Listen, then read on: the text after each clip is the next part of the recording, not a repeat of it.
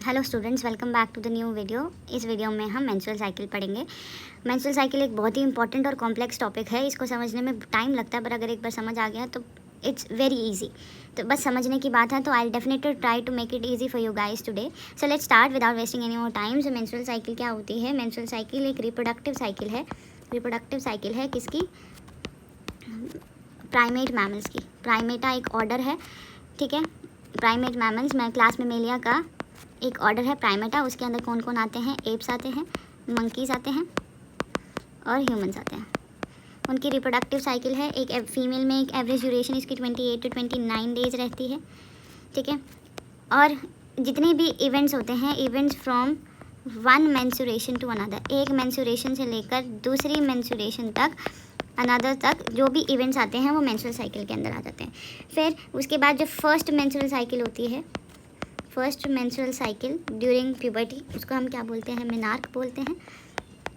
और जो last menstrual cycle होती है उसको हम क्या बोलते हैं? मेनोपॉज बोलते हैं। सो इस मेंस्ट्रुअल साइकिल में चेंजेस होते हैं। मेंस्ट्रुअल साइकिल में चेंजेस कहाँ कहाँ होते हैं? यूट्रस में होते हैं, ओवरी में होते हैं। और अगर हार्मोन्स की बात करें तो ये कहाँ कहाँ चेंजेस होते हैं? ओवेरियन हार्मोन्स में और पिट्यूटरी के हार्मोन में।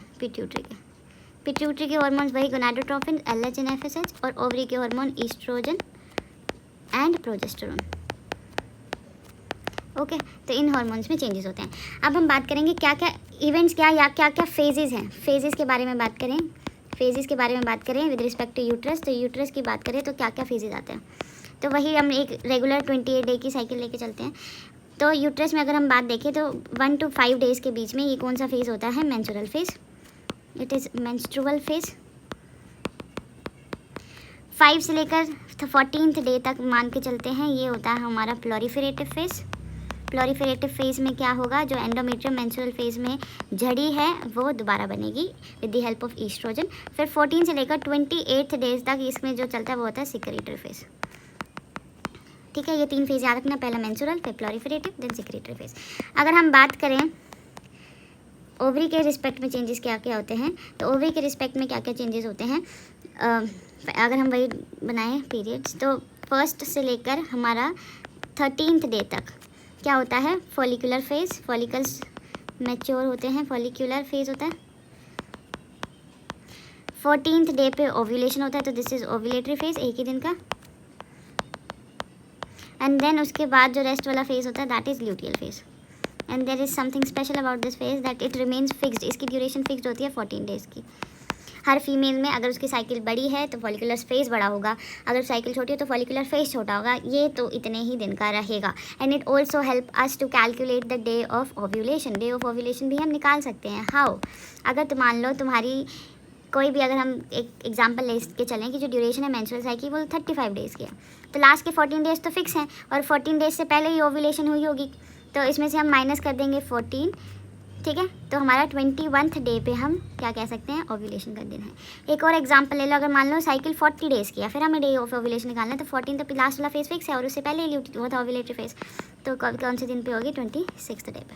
So this is how you can calculate the day of ovulation. अब उसके बाद हम स्टार्ट करते हैं। Okay, let's make a rough chart that will definitely help you to understand what.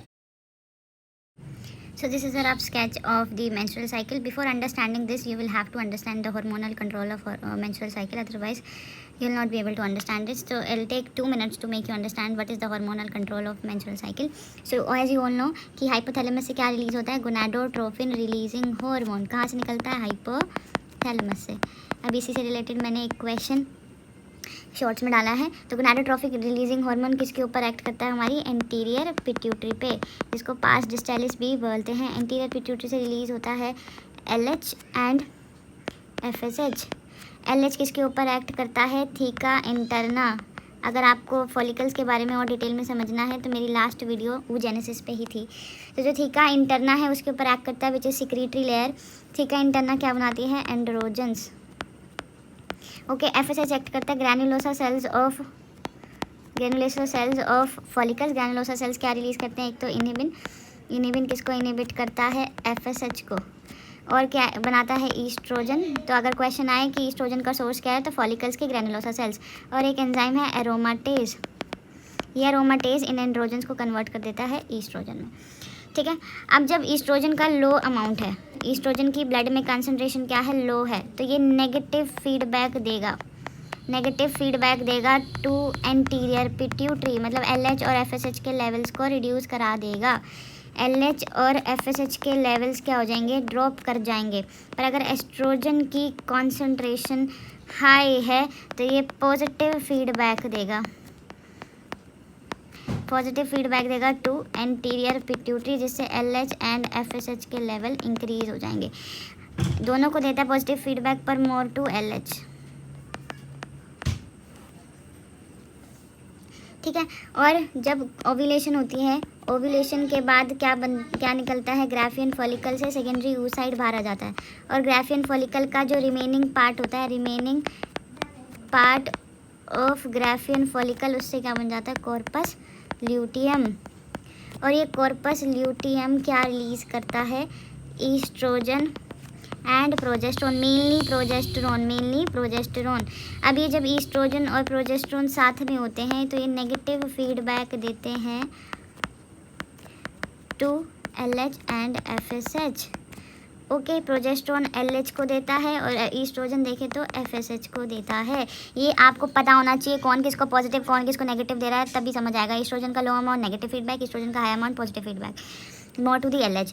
Corpus luteum से ईस्ट्रोजन प्रोजेस्टेरोन निकलता है जो साथ में आके नेगेटिव फीडबैक देते हैं LH और FSH को। Now will be able to understand. तो क्या होगा कि कॉर्पस ल्यूटियम लास्ट साइकिल का ये हो गया है डीजनरेट।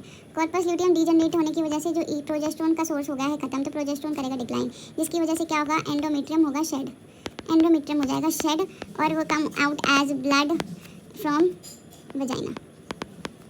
ठीक है, और कॉर्पस ल्यूटियम रिलीज करा था ईस्ट्रोजन प्लस प्रोजेस्टेरोन। अब ये भी क्या हो गए हैं, खत्म हो गए हैं। तो जो नेगेटिव फीडबैक दे रहे थे FSH पे, वो भी FSH एंड LH पे, वो भी क्या हो जाएगा, कम, जिसकी वजह से FSH और LH के लेवल्स बढ़ने लग जाएंगे। FSH जब बढ़ेगा तो वो फॉलिकल्स को मैच्योर कराएगा, फॉलिकल से निकलेगा ईस्ट्रोजन। ईस्ट्रोजन का जो लो अमाउंट होता है वो नेगेटिव फीडबैक देता है, जिसकी वजह से FSH और FSH के लेवल्स क्या हो जाएंगे, डिक्रीज हो जाएंगे। ठीक है, अब FSH के लेवल्स डिक्रीज हो जाएंगे तो जिस फॉलिकल के पास सबसे ज़्यादा FSH के रिसेप्टर्स होंगे वही आगे मैच्योर होकर टर्शियरी या ग्राफियन फॉलिकल बनाएगा, डोमिनेंट फॉलिकल बनेगा और वही ओव्यूलेट करेगा। ठीक है, अब ये जो फॉलिकल से ईस्ट्रोजन निकल रहा है वो क्या कराएगा, माइटोसिस करा के जो एंडोमेट्रियम शेड हो गई थी उस एंडोमेट्रियम को रीजनरेट कराएगा। एंडोमेट्रियम रीजनरेट हो रही है, साथ साथ जब ग्राफियन फॉलिकल बन जाएगा, ये बड़ा सा फॉलिकल है, तो इससे जो अमाउंट ऑफ ईस्ट्रोजन निकलेगा वो ज़्यादा होगा, तो ईस्ट्रोजन का पीक आ जाएगा। ईस्ट्रोजन का हाई अमाउंट पॉजिटिव फीडबैक देता है, जिसकी वजह से LH और FSH पे पॉजिटिव फीडबैक जाने की वजह से उनका पीक आ जाएगा। पर ज़्यादा किसको देता है, LH को, तो इसको बोलते हैं LH सर्ज। ना जो LH है वो एक एंजाइम बनाएगा जिसको हम बोलते हैं कोलाजिनेज। कोलाजिनेज क्या कराएगा, ग्राफिन फॉलिकल को रप्चर कराएगा और उससे ओव्यूलेशन होगी और सेकेंडरी oocyte बाहर निकल आएगा। जो सेकेंडरी oocyte बाहर निकलने के बाद ग्राफिन फॉलिकल का बचा कुचा पार्ट क्या बना लेगा, कॉर्पस ल्यूटियम। कॉर्पस ल्यूटियम क्या सिक्रीट करता है, प्रोजेस्टेरोन एंड मॉडरेट अमाउंट में ईस्ट्रोजन, जिसकी वजह से क्या हो गया, अब हमारे प्रोजेस्टेरोन का पीक आ गया। प्रोजेस्टेरोन का पीक आ गया और मॉडरेट अमाउंट में ईस्ट्रोजन निकालता तो ईस्ट्रोजन का भी दूसरा पीक आ गया। अभी प्रोजेस्टेरोन इस एंडोमेट्रियम को मेंटेन करके रखेगा, साथ साथ इसको सिक्रीटरी बना देगा, इसमें ग्लैंड्स बनवा they like this which have shown in this diagram.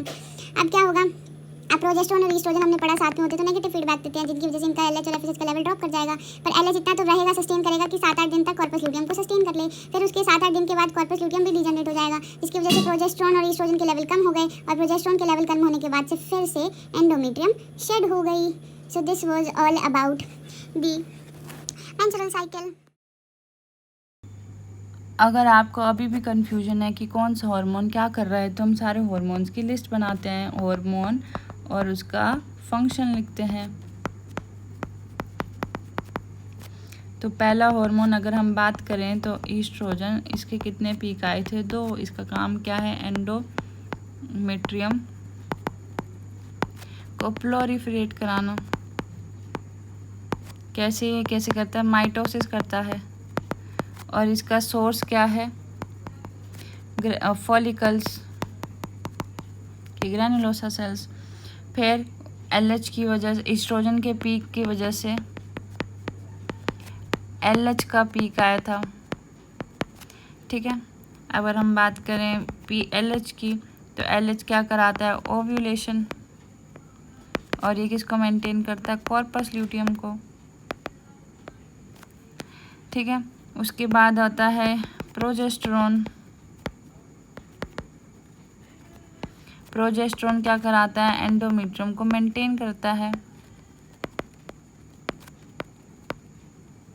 और उसको सिक्रीटरी बनाता है। प्रोजेस्टेरोन का सोर्स क्या है, कॉर्पस ल्यूटियम। एलएच का क्या सोर्स था, पिट्यूटरी ग्लैंड। फिर उसके बाद आया एफएसएच।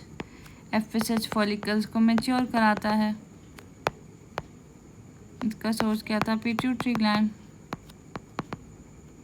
अब एक क्वेश्चन है आपके लिए, अगर किसी फीमेल को अपने मेंसेस डिले करने हो तो वो कौन से हार्मोन को इंट्रोड्यूस करेगी बॉडी में, आंसर क्या आएगा। प्रोजेस्टेरोन मेंटेन करा था एंडोमेट्रियम को, अगर she takes pills of progesterone तो उसकी मेंसेस डिले हो सकती हैं क्योंकि प्रोजेस्टेरोन एंडोमेट्रियम को मेंटेन कर लेगा, उसको शेड नहीं होने देगा, तो आंसर हो गया progesterone.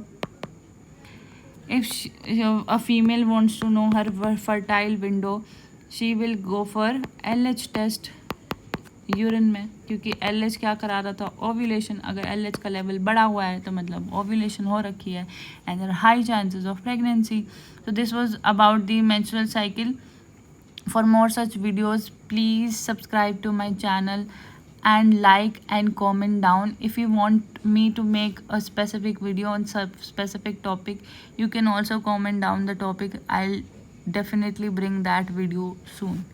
Thank you so much.